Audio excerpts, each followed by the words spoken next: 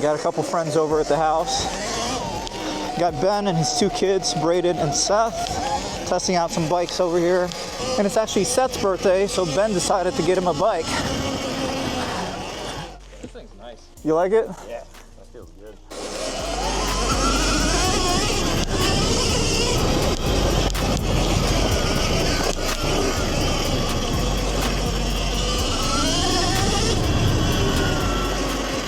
My fault. I get a little bit excited sometimes.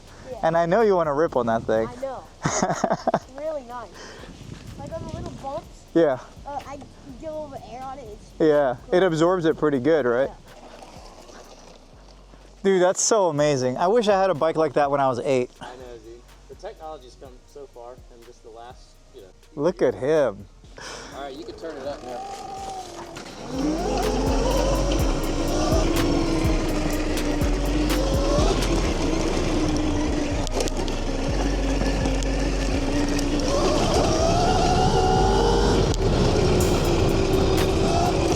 That is so cool that Ben has 2 boys that likes to ride dirt bikes. I hope my daughter is interested in bikes as well. All right, we're gonna do a little bit of a hill climb with the Kooz. I got no doubt that it's gonna do it since this one's got the larger wheel set. It's the L model.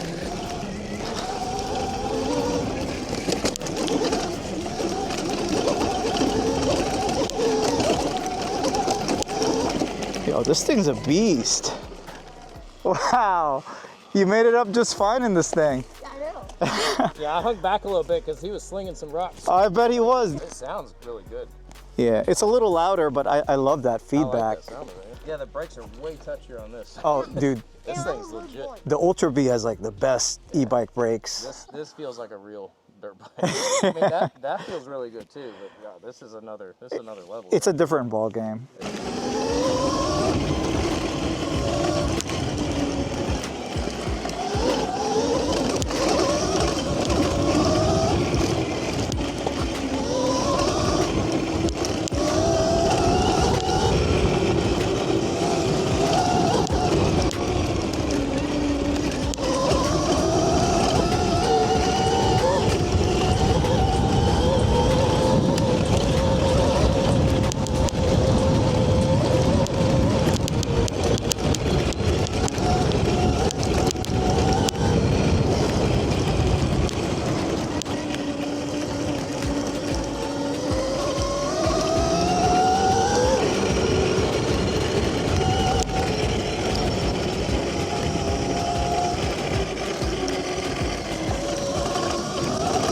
All right, Seth.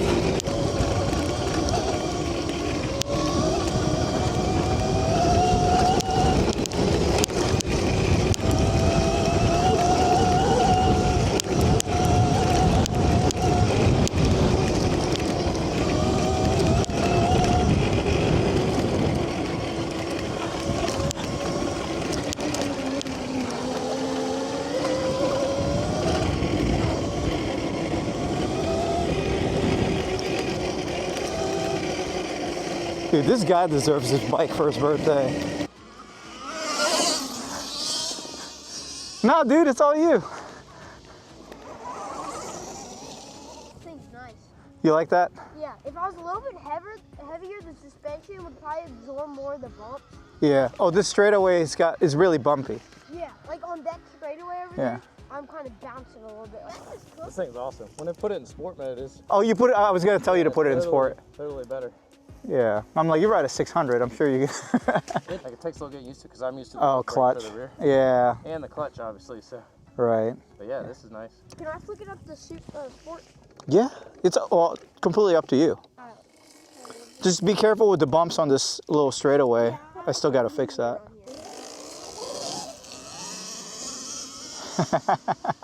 Seems like he's really enjoying that. How you like your new bike? I'm actually super glad that they came over to ride some trails, because I have not gotten too much of a chance to ride my own trails recently. I've been pretty busy with work.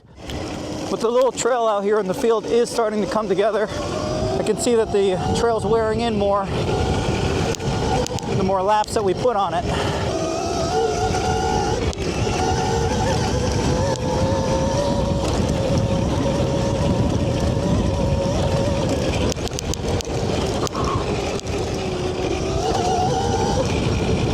You can see just from them riding here today, starting to wear in the trail, which is exactly what I'm looking for.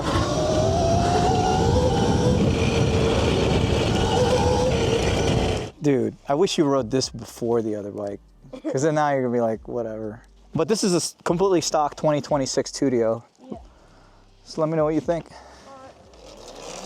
How's that feel, the brand new Tudio? It feels smoother, to be honest. Yeah. Smoother than the older Tudios? I mean, it's smooth. It's just like not an RTR. Yeah, it's definitely not as quick as the RTR. It's just You are looking good on that thing, dude. Yeah, I love this thing. An unfortunate thing happened again, and the fork is slightly twisted. Handlebar is clearly bent. Got a couple of plastics that broke off. Ignition switch is broken, so the bike actually won't turn on right now. Ooh, I didn't realize that the wiring harness was cut as well. Man, we definitely got some work to do on this. A few more plastic pieces broken on the back. I think this is not exactly the subframe, but some sort of bracket bolted on the subframe's all twisted. I'm gonna check what other plastics are broken or what other parts are missing from this bike, but the most important thing is the person that was riding this bike is okay and does not have any broken bones. He does have some pretty gnarly flesh wounds, so I really hope he gets better soon. Parts can be replaced and bikes can always be fixed. Obviously, I actually enjoy working on bikes, so it's really not a big deal. I'm gonna get all the parts ordered for the Kooz, and then we'll check back in when everything gets delivered. All right, it's been a few weeks and we have some of the parts come in, but most of the replacement panels from Kooz are still out of stock, which we should be getting in the next week or so. Front number plate, replacement ignition switch, replacement handlebar. This one should definitely be a lot stronger. This is a Tusk Chubb bar, ODI bar pad, a Churby's handguards. Let's start tearing this bike down and see if we can at least get it to a rideable condition. I'm gonna start by taking off the bent stuff, the torn bar pad, and figuring out what is not working with the wiring. I think this is the brake sensor. We'll confirm in a minute. I also got to straighten this metal bracket for the ignition, and definitely gonna straighten the fork out. But I should probably straighten the fork out once we have the new handlebar on, just so we have a good reference point.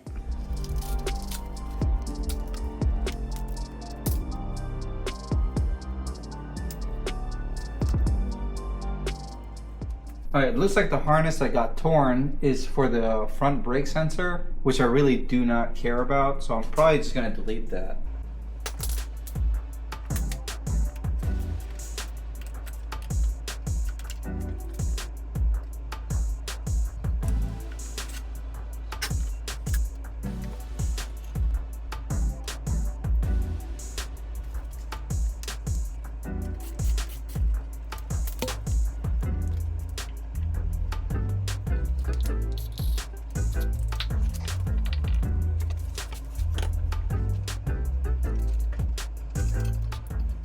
Why does this keep happening to all of my bikes? There's no way we're gonna fit the new one in. And look at how bad the ignition bracket got banged up. Like, it's not even a circle anymore. I don't really have a lot of tools at this house yet, since we're still in the middle of moving. I'm just gonna do the best that I can with what I got over here.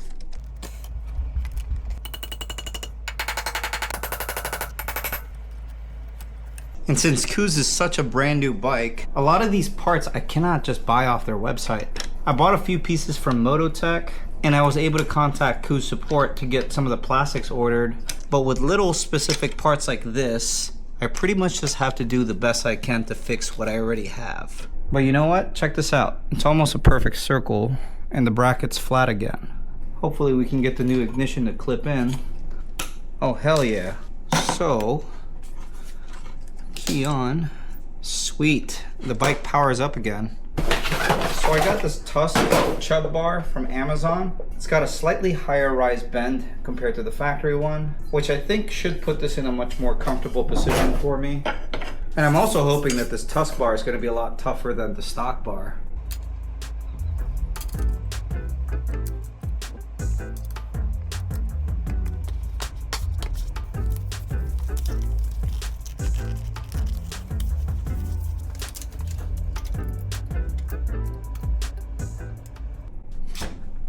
Oh yeah, you saw that? There was like a lot of tension on the fork tubes from being twisted, but when I loosened everything and twisted it back, kind of just decompressed back into the proper position.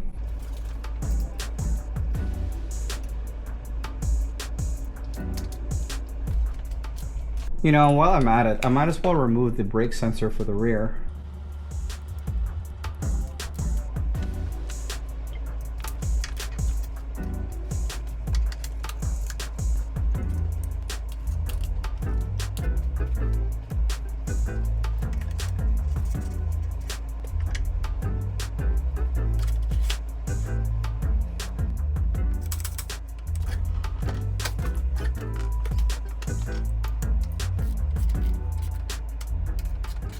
Decided to move the bike where there's a little bit more space.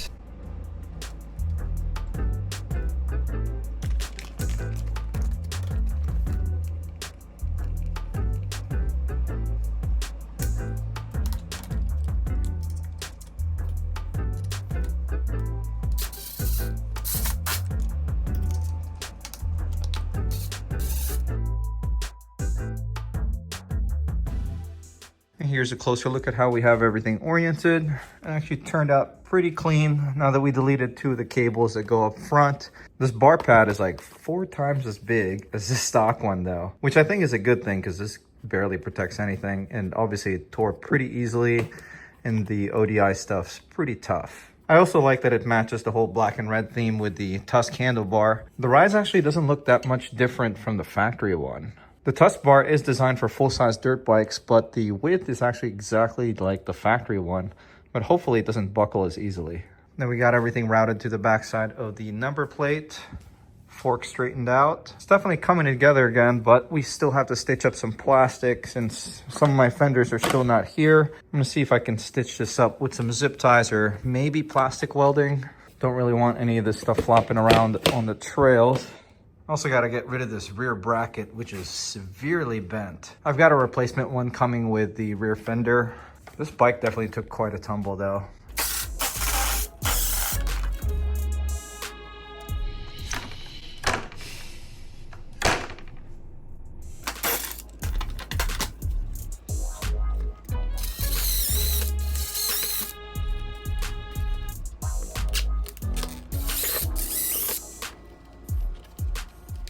It's like a drift car now. This will just have to do until the new plastics come in.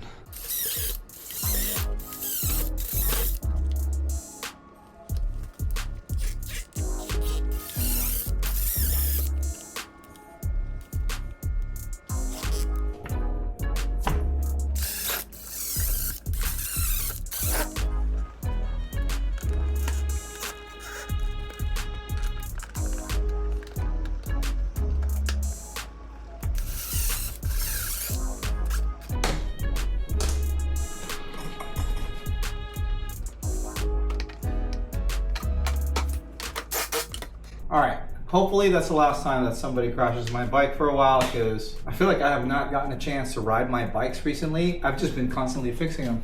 All right, last thing I want to do is turn up the tune a little bit. I have already made changes to the tune on this bike before, but I pretty much just tuned it to the BMS limit, which is 120 line amps. It didn't trip the BMS cutoff on the battery though, so I want to see if we can push it just a little bit more. Parameters. I'm going to go to the professional mode. Now I'm only going to change a few settings that I know for a fact what it does. We don't want to mess with this too much. I'm going to see if it actually changes the top speed. Motor limit 9,000. Voltage parameters, this is the voltage cutoff. Current parameter 390 phase. Bus current limit, I'm going to set that to 130. High speed power limit set at 100. Mid speed's 80. Low speed, I'm actually going to change this to 60 just to keep things consistent. Flux weakening current is set at 70. We're going to change that to 80. Speed limit mode is disabled. Power off, save. Now one thing that I wish I could change is how to change the display from kilometers per hour to miles per hour. Comment below if you happen to know how to change it from kmh to mph. Now, if you haven't tuned your Kooz before, it's always good practice to do the whole self-learning with the rear wheel off the ground. But we've already done that on this bike, so I don't have to do that.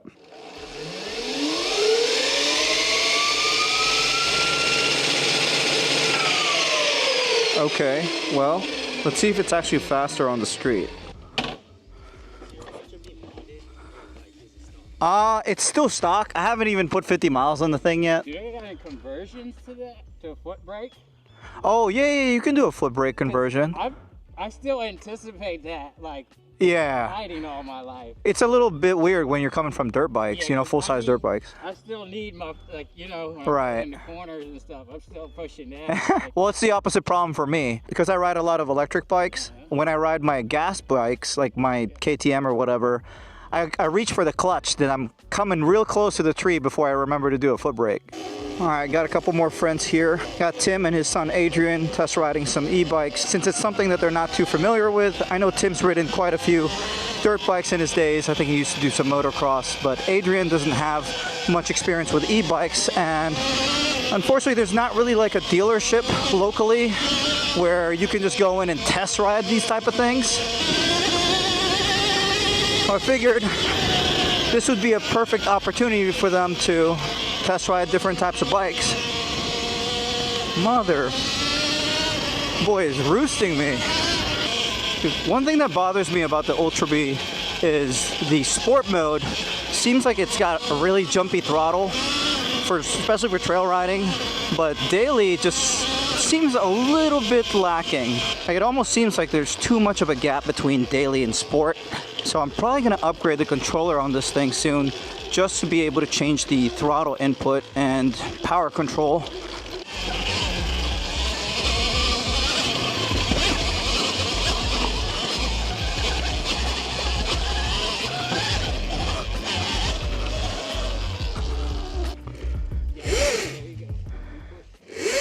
Matt, you grab this one. Yeah. No, I got it. I want him to learn how to push that. Oh, yeah? All right. You want me to just ride it up? Yeah. All right. You're going to coach him up? Mm-hmm.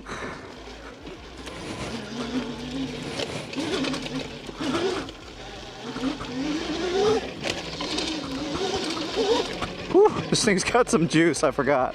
That's the thing with these trails. I've got a couple hill climbs on the backside of the lot that are pretty freaking rough, and it's definitely not ideal, especially when it's wet. What do you think of this overall? Oh, it's fine.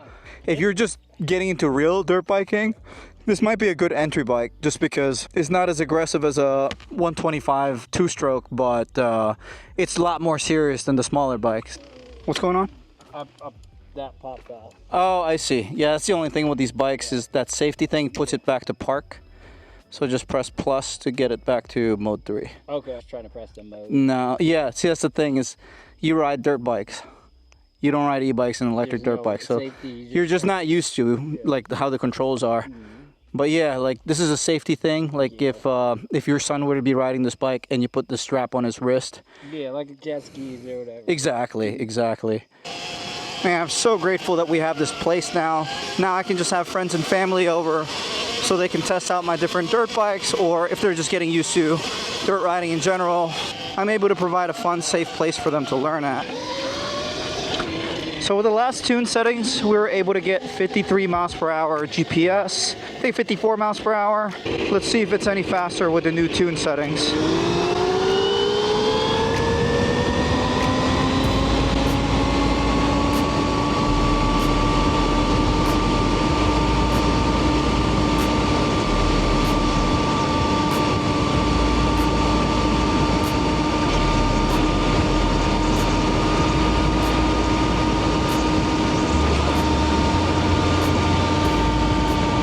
I think the top speed's pretty much the same. It's about 53 miles per hour with the battery maxed out.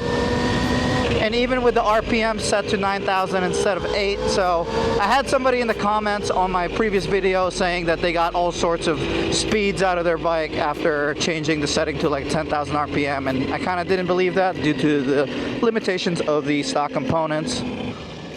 What you want, guy? Well, I can definitely confirm it feels a lot torquier than before, down low at least. This cow's definitely never seen a Kooz before.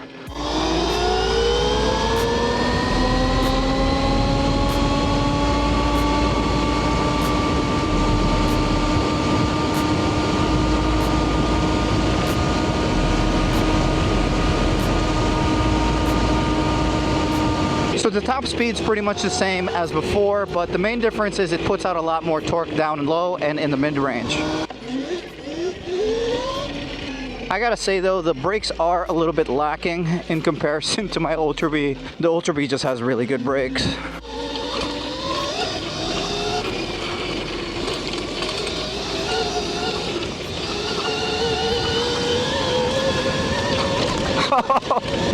Dude. Stock battery, stock controller, stock motor. Just tune it a little bit more aggressive. 10 amps beyond the BMS rating, and this thing freaking rips. Yeah, power is definitely not the problem with the Kooz. I think it's got more than plenty, especially if you tune it. But the stock brakes are just not that impressive. I have to put in a lot of effort. Now, Tim was just asking me whether or not I would choose the Kooz HP 131EL or my ETM RTR if both bikes were to be the same exact price. And I was having a hard time choosing between the two because this one does take, it freaking rips. They both might say 8,000 watts, but for some reason, this one just feels like it accelerates much faster than my RTR. But I like the RTR brakes better.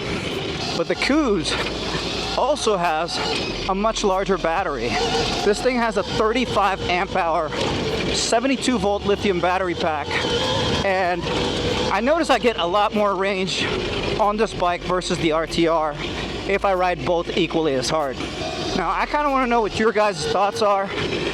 Would you go with this bike for $25.99? I think it's like $2,500 if you get $100 off using discount code PATOUTDOORS, or $3,000 for the ETM RTR Sport. Which one would you go with?